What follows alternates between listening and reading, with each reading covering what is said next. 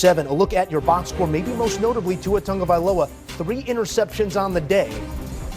2 were his faults, but you can't have that many.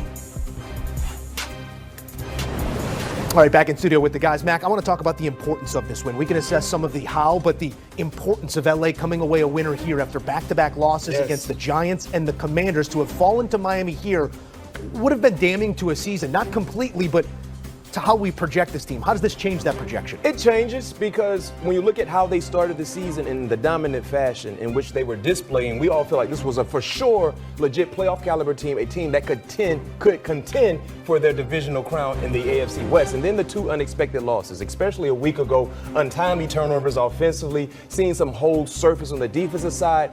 It made this game that much more important because of the team you're playing against, a team in the Miami Dolphins, entering today's matchup only 1 win.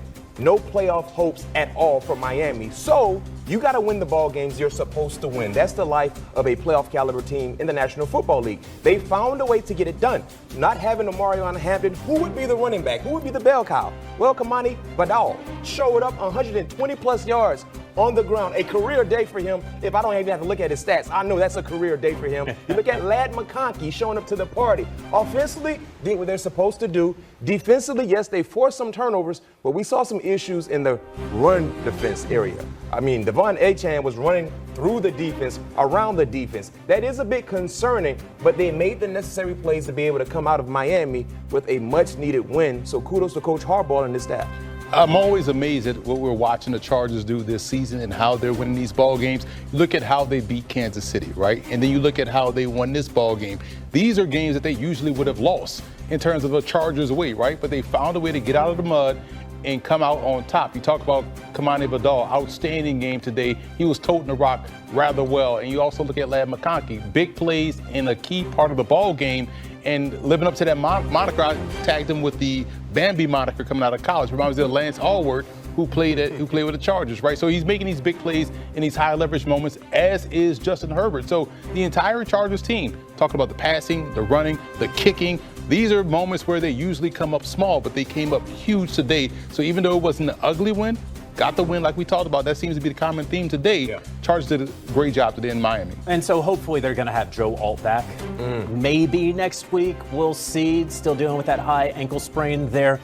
They are getting healthier, right? Amarion Hampton going on IR. He's going to miss some time. I could see the Chargers certainly making a deal for a running back before the November 4th trade deadline. Probably much sooner than that because they're going to need some help at running back. Shout out to Vidal for the game that he had. Is that going to continue the next couple of weeks? We'll see. This is a big game that they have coming up against the Indianapolis Colts, a team that many think is a true contender at this point. So we'll see about how these two teams face off against one another. But shout out to the Chargers for finally, it was looking kind of rough right there, right? You lose to the Giants, you lose to the Commanders after having 2 turnovers, figuring out a way after blowing a 13-point lead today to get the win. And the 1-win Dolphins stay that way. We continue to have a bit of whiplash on the touchdown to interception ratio here for Tua Turned-the-ball-over after 2 clean games. Comes back with 3 interceptions here. A peek at Justin Herbert's numbers the last 3 games.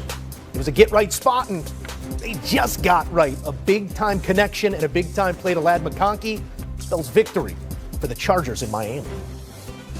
2-3-1 with that tie again to Green Bay, but this is one that they wanted. Offensively sound, but defense continues to be a sieve as Carolina draws back to even 500. All right, back in studio with the guys. Emery, we sat there and watched this one together. It was a Dallas performance that we've seen throughout the entire of the season. Most total yards as an offense in the NFL coming to this one, most yards allowed. We see that represented in this final score. What did you make of the total performance here from Dallas? Well, the offense is fine. Defensively, they can't stop anybody. I thought they played fine defensively early in the game, but as the game wore on, that's when Carolina started finding confidence. They started finding plays down the field. They let a dead team come back to life. And that, right in and of itself, is not playing winning defense. You want to play your best defense in critical situations. I thought this was handled better by Carolina, more so than Dallas in that regard. And when you talk about the Panthers in this game and how they were able to, find life and make things happen, they always had an answer. Dallas refused to put this team away, and that's why they lost this ball game. Plain and simple for me, the Rico Dowdle revenge game. Yeah. he made it known that this game was personal for him. And I appreciate the honesty because oftentimes when a player is playing against his former team, it's not that big of a deal, right? It's just the next best game. He said this was personal. And guess what he went out and did? 183 yards on the ground, 56 through the air, over 200 yards of total offense, and a touchdown. That's off the career high 206 last week in his first start as a Panther. So you do the math. This man is balling in his first 2 games. Yes, Emma, you talked about the issues for the Cowboys defensively. It was more so about their inability to stop Rico Dowdle. Period. Nobody else. Number 5 was a madman today, and they needed him to be as such for Carolina to come back into this ball game. The Dallas Cowboys defensively, they will be the death of the Cowboys in terms of playoff hopes because their offense, without CeeDee Lamb, they're still a playoff caliber offense. Without CeeDee Lamb, Dak Prescott is still slicing opposing defenses. But because of their defense, it goes undone. It's almost like they're wasting quality offensive play because they can't get the necessary stops to win ball games like today. And it's unacceptable and it's annoying, but this is the life they're living in currently for the Dallas Cowboys. You got to try to outscore every team you play. It doesn't matter if you're playing against Bryce Young or Sam Young. It don't matter. You got to outscore whoever the opposing quarterback is. I thought Steve Young was going to get a shout out. No, Sam. Shouts out Sam. We appreciate that as well. 216 rushing yards here, JJ. Yep. We oftentimes talk about the young quarterback's best friend being a run game that can do exactly what Carolina did in this matchup. But what sort of belief does this build in a young quarterback still trying to find it? Well, it's huge, right? Because this is no Chuba Hubbard. And without Chuba, you were thinking, oh, boy, the Panthers are certainly about to struggle being with Rico Dowdle. That has not been the case these last couple of weeks. Rico Dowdle not only, of course, leading them in rushing, also in receiving. We saw Ted McMillan there in the end zone twice, but Rico Dowdle leading the Carolina Panthers in receiving against the Dallas Cowboys, which, B-Mac, speaks to your point even more.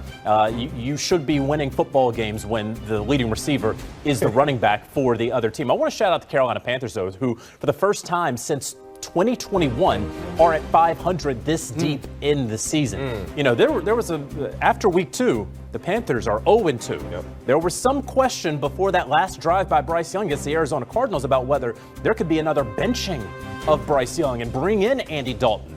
And now they have turned things around, being at 500, a Carolina Panthers team, and I think we all believe that the Tampa Bay Buccaneers are going to win that division.